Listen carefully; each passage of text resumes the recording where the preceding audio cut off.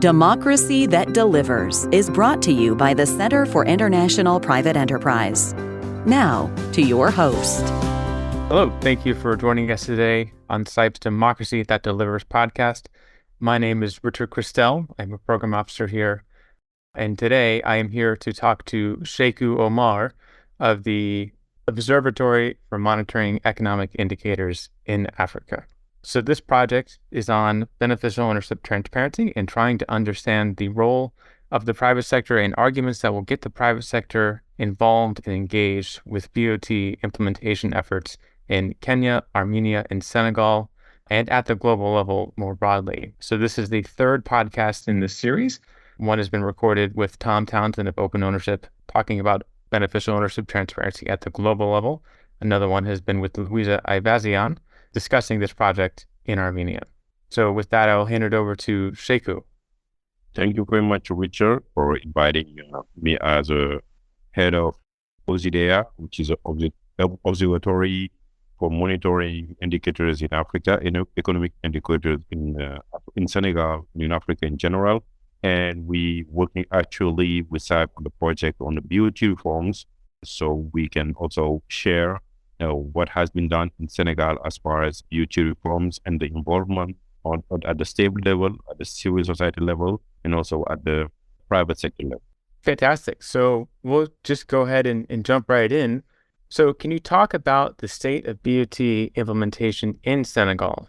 Okay, thank you very much. As far as BOT reform in Senegal, a law has been passed in 2020, which is in the general tax code to get the states Senegal engaged in the BOT reforms. It is also applied 2020 laws on the PPP projects, which also has taken in the law part of the BOT reforms and the registry of the companies as far as exploitation of gas, oil, and minerals in Senegal. And a decree also has been taken by the president of Senegal, Mr. Macky Sall, His Excellency Macky Sall, on March 2020 to implement the BOT reform in Senegal. In that decree, you have 5 chapters and 16 articles who are really talking about how the implementation of the BOT reform should be done.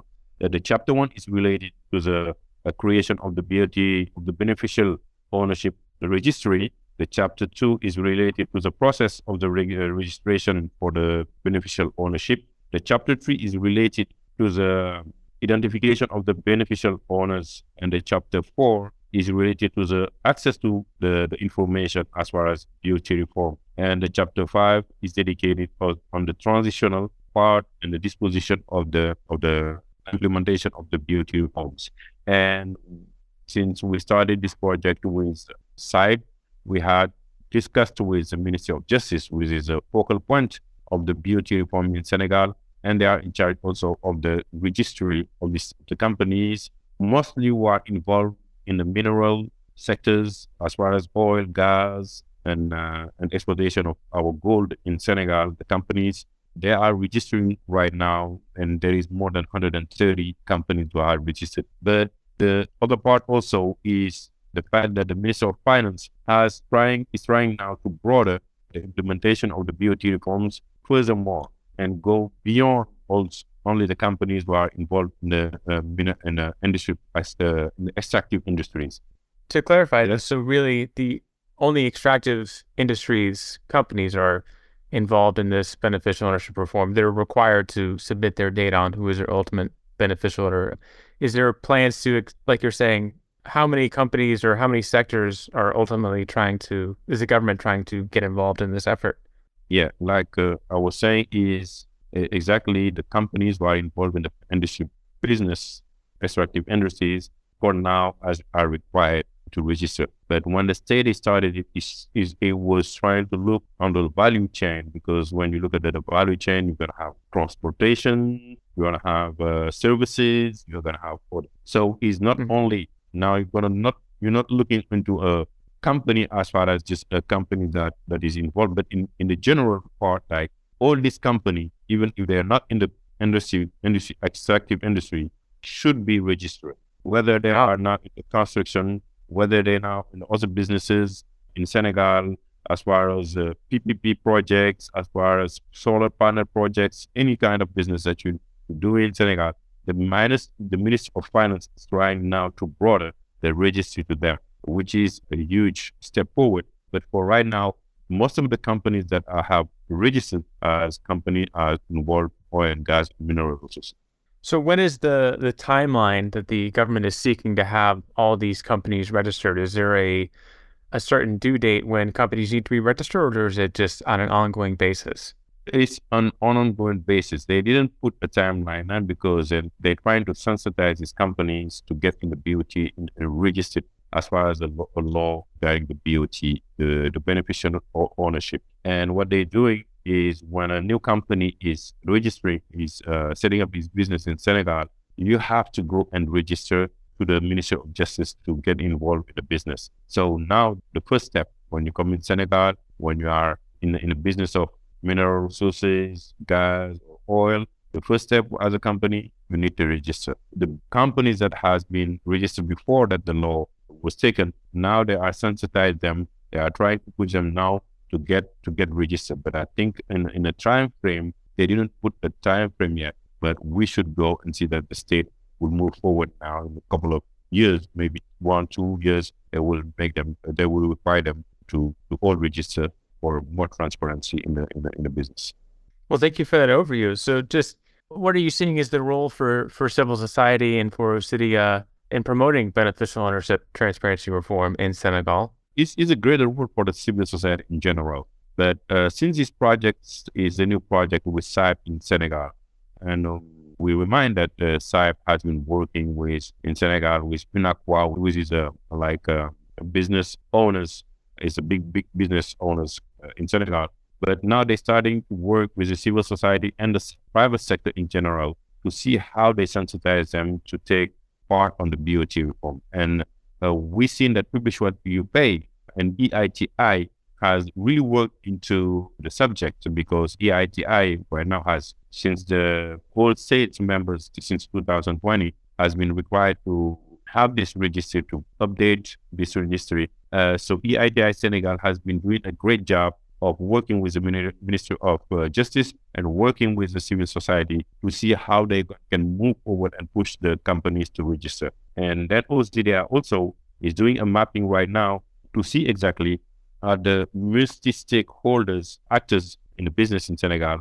Is it maybe the parliamentarians need to be have more knowledge about the subject. The journalists also need to be trained and involved in the subject of BOT reforms. The private sector need to be more aggressive on the BOT reforms to require transparency, to avoid the kleptocracy, to make sure that the business partners outside are really have confidence in the country as far as doing business. So the civil society right now, especially OSDDA, is working to sensitize, to train the journalists and the private sector to get more involved with the state on the subject of BOT reforms. And so what are you thinking is really the role of journalists? Are they trying to share with businesses like the processes required to register, or on the process of the implementation of beneficial ownership reform in Senegal? Like, what exactly are you seeing as the best role for journalists to play in Senegal and I guess more broadly just in West Africa?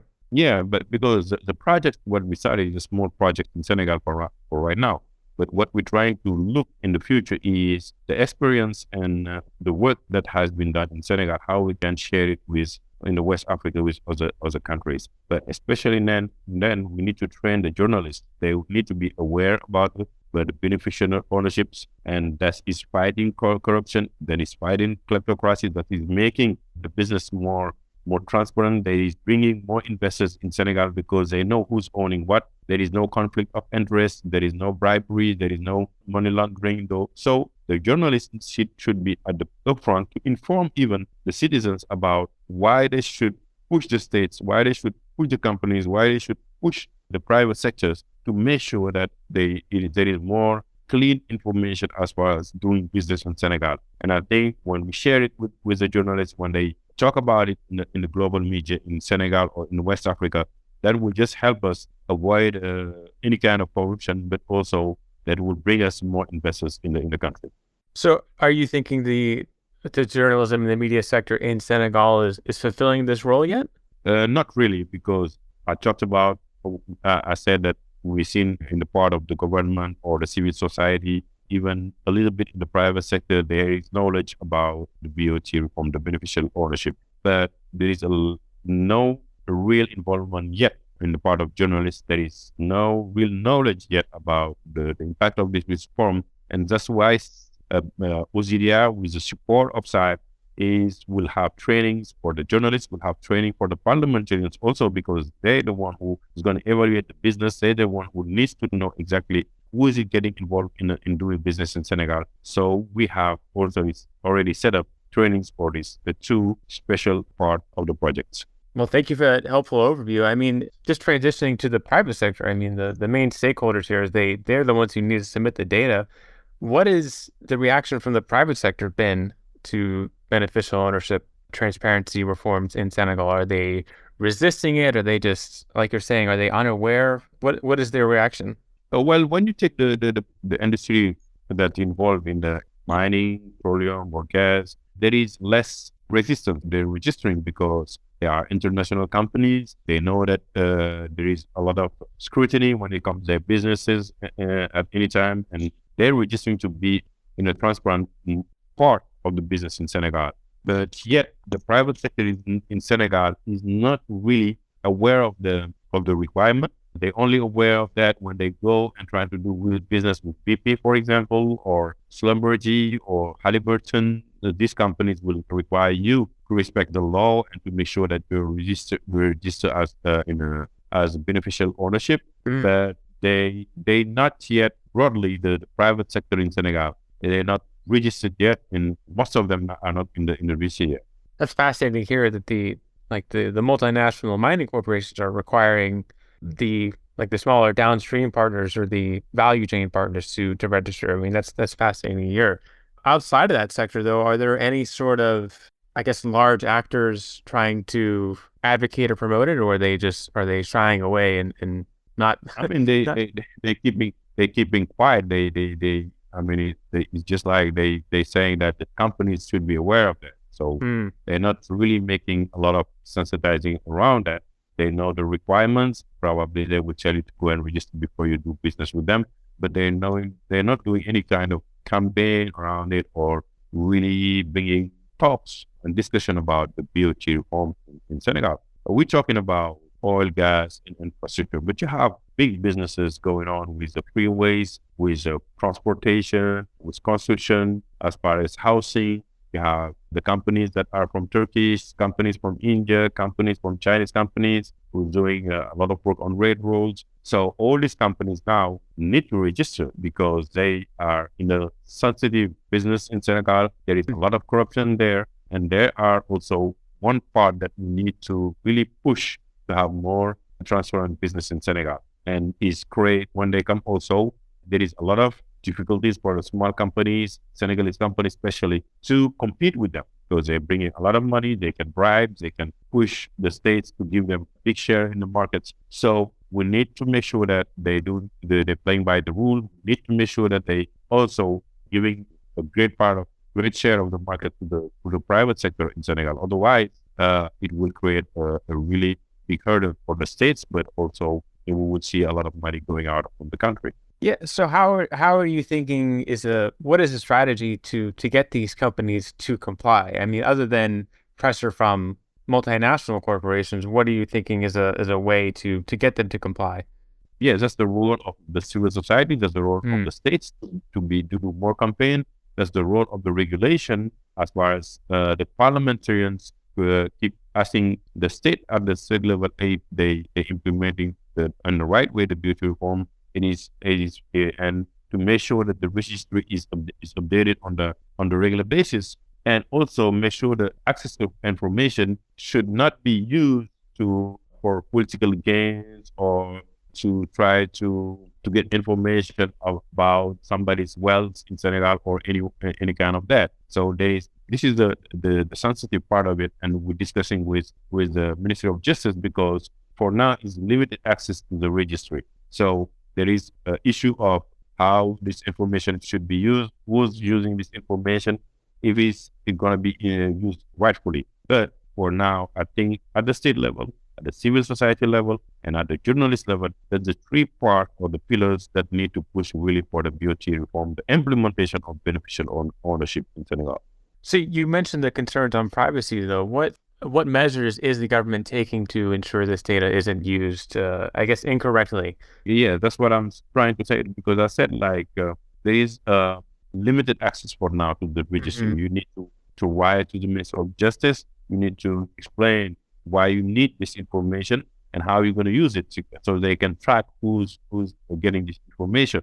They don't want anybody, for any journalist or anybody, just to get this information out of hands, and then you can blackmail or use it wrongfully against your opponent in a political arena, or kidnapping. We see in some countries that people are fearing that when you go to the registry, you're going to find out that people are rich and you kidnap their families as ransom. So they, for now, limiting the access of the information on the registry, and that's to work with all the stakeholders to make sure when they getting access to that, there is responsibilities and there is no trying to outreach for other means. You say kidnapping. That's fascinating. So are there actual cases of it happening where they've used video data to find people and kidnap them, or is that just a fear that some of these companies are saying, like, we don't want to give our data on our owners because of this risk?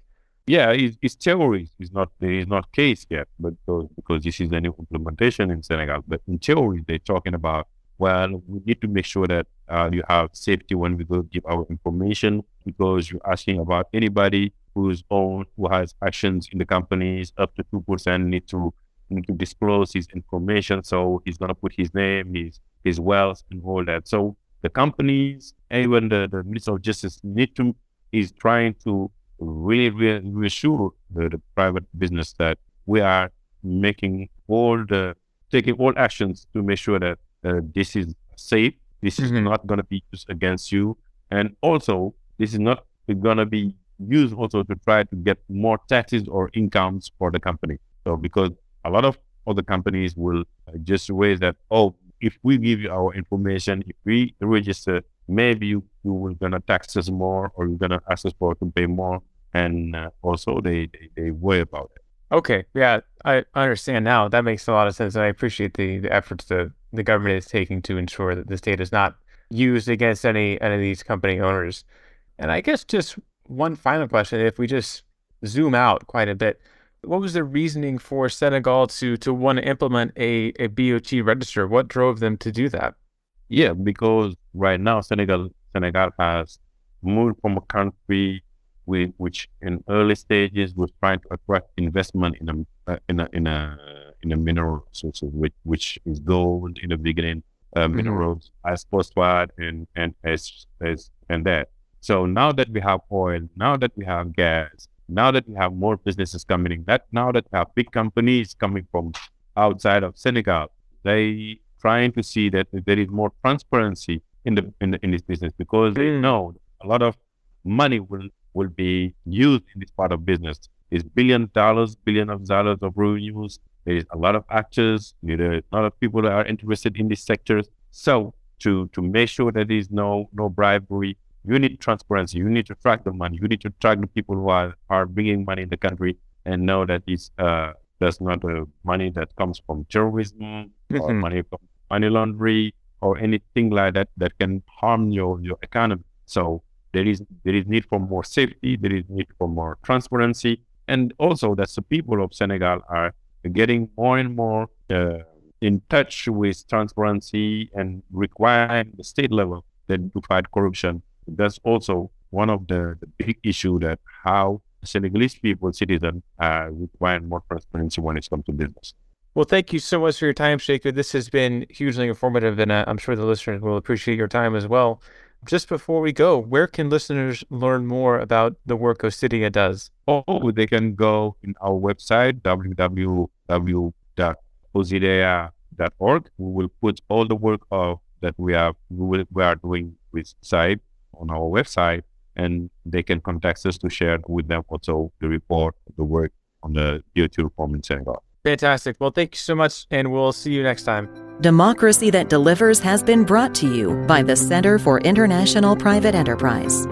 For more information, please visit sipe.org.